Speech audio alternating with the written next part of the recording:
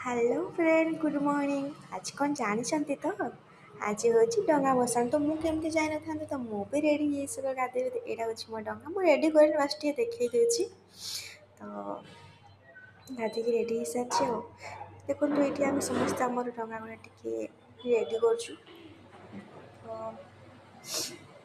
देखिए रेडी कर तो आउ कि बाकी से पहुँची सारापर देवु आ देखो रात पूरा बाहरी पड़छ रात पूरा फंका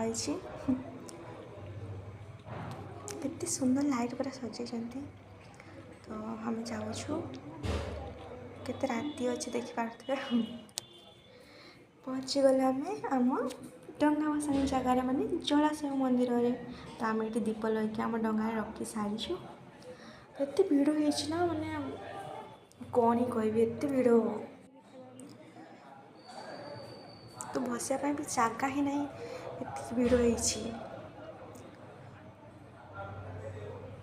तो मुझे मो डंगा को भसईदेली